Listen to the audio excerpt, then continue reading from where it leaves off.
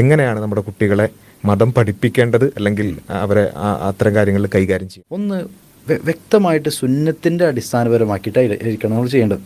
അതിൽ നബി സല്ലല്ലാഹു അലൈഹി വസല്ലം ഉപയോഗിച്ചിട്ടുള്ള സ്ട്രാറ്റജികൾ എന്താണ് നമ്മൾ മനസ്സിലാക്കണം. രണ്ടാമത്, we need to do it in a psychological manor.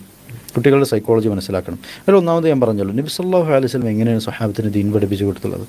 സ്വഹാബിമാരെന്ന് പറയുന്നുണ്ട്, അവ്വലൻ തഅല്ലംനൽ ഈമാൻ, ഞങ്ങൾ ആദ്യം പഠിച്ചത് ഈമാനാണ്, അഖീദയാണ് നമ്മൾ ആദ്യം പഠിച്ചത്, അള്ളാഹു ആരാണ് എന്നുള്ളതാണ് നമ്മൾ ആദ്യം പഠിച്ചത്.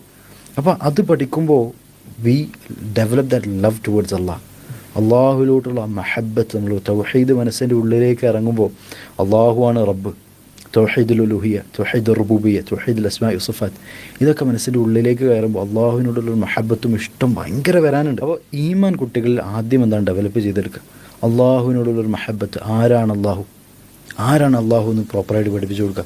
ആരാധനക്കർഹൻ അള്ളാഹു അല്ലാതെ മറ്റാരുമില്ല എന്നുള്ളത് മനസ്സിൻ്റെ ഉള്ളിൽ നിന്ന് വരുന്നൊരവസ്ഥയിൽ വന്നതിന് ശേഷം ഖാല അല്ലാഹ് ഖാല റസൂലുള്ളാഹ്, അള്ളാഹു ഇങ്ങനെ പറഞ്ഞിട്ടുണ്ട്, അള്ളാഹ് സെഡ് ആൽക്കഹോൾ കുടിക്കാൻ പാടില്ല, അല്ലെങ്കിൽ don't go for premarital relation, ഇതൊക്കെ പറഞ്ഞു കൊടുത്തു കഴിഞ്ഞാൽ അത് അവർ അക്സെപ്റ്റ് ചെയ്യും. Why? Because it comes from Allah. എന്നെ മനസ്സിലാക്കുന്ന അള്ളാഹുവിൻ്റെ അടുത്ത് നിന്ന് വരുന്ന റൂളാണ്.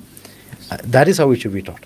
അല്ലാതെ കുട്ടികളെ വെറുതെ എന്താണ് ദീൻ എന്ന് പറയുന്നത് ഫുള്ള് റൂൾസ് ആൻഡ് റെഗുലേഷൻസ് ആണ്, ഇത് ചെയ്യുക അത് ചെയ്യുക ഇത് ചെയ്യുക അത് ചെയ്യുക, ഫുള്ള് ഹറാമാണ് ഹലാലാണ്, ഹറാമാണ് ഹലാലാണ്, ഇത് ചെയ്ത് കഴിഞ്ഞാൽ ഇതായിരിക്കും ഒരുപാട്, that is not the right way.